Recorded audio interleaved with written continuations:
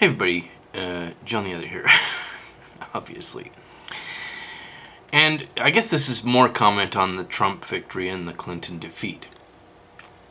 Although that is now a matter of some contention, there seems to be a movement and a petition circulating to repudiate the electoral results and install Clinton regardless. I mean, there's a petition, a popular Democratic petition to repudiate the results of the democratic process. Interesting.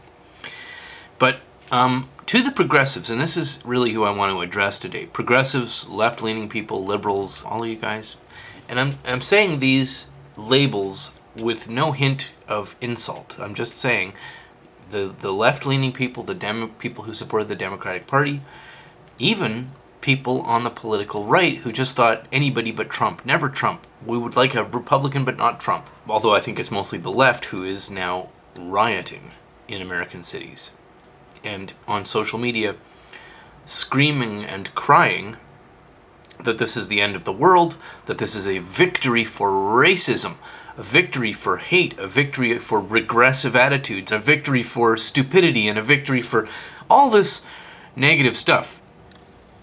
I want to say, and especially to the people crying, I want to comment on that first. People going online and crying, and at a bunch of major universities in the U.S., they have staged what they are calling a cry-in, where a bunch of students go to some either public square or student union building, and all sit in a big circle and cry. Let me comment first on the crying. The people on the political right and the anti-SJW people are pointing at this and laughing. I'm not laughing. And I'll tell you why. The crying is a demonstration of course, deep sadness and wounded feelings and, hurt and despair, whether it's for real or not, but it's despair. And it's despair at the idea of hatred and xenophobia and sexism and racism being the prevailing attitude, the winning attitude. Well, so if you're crying, if you're making a public demonstration of your tears and your sadness and your grief and you're overwrought, aside from your personal distress, what you're saying is your personal distress is because of the ascendancy in the public mind of hatred, of racism, of sexism, of homophobia and xenophobia and so on. Stop your fucking crying. Because what you're talking about are people like me. You're basically saying with your tears that I and everybody who has my attitude hates the gays, hates the blacks, hates the Mexicans, hates women, hate. What you're saying through your tears, you're pointing a finger at everybody who doesn't agree with you and going, you are filled with hate. Well, stop it. Stop that. We're not buying it. We're not going to give you a hug and assuage you because your crying is a grotesque and filthy insult. It is a slander. Whether you believe it or not, whether you believe that everybody against Hillary and for Trump is filled with hate or not, we've had enough of that. We've had enough of being told that we're full of hate when, by your demonstration, it is you. That's the first point I want to make. Next point I want to make is about the rioting in American cities. It's been going on for at least 2 days now. Rioting, demanding, not just rioting out of like, oh, I'm so overwrought, I'm going to break stuff, light fires and hit people and do damage to private property. It's rioting with the demand that the injustice of the Trump victory be overturned in favor of the Hillary, right? That is a violent insurrection demanding the repudiation of the democratic process. That's what that rioting is. So, if you are a Hillary supporter, you're at home and you're watching YouTube, or you're just going about your business, maybe you're a little sad that your candidate won, realize that it is your candidate, the Hillary machine and momentum, that is now calling for the violent overturning of the democratic process, the repudiation of the will of the public through violent means. Are you sure that's the side you want to be on? Calling for the murder of people who supported Trump. Calling for the killing of people who still support Trump.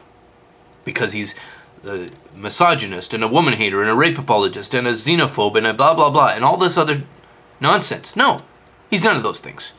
Go read his 100 days. Read Trump's promised 100 days. Now, there's a lot of wishful thinking in that 100 days, but that is the shape of what Trump actually stands for. Whether he can accomplish that stuff or not, that's what he actually stands for.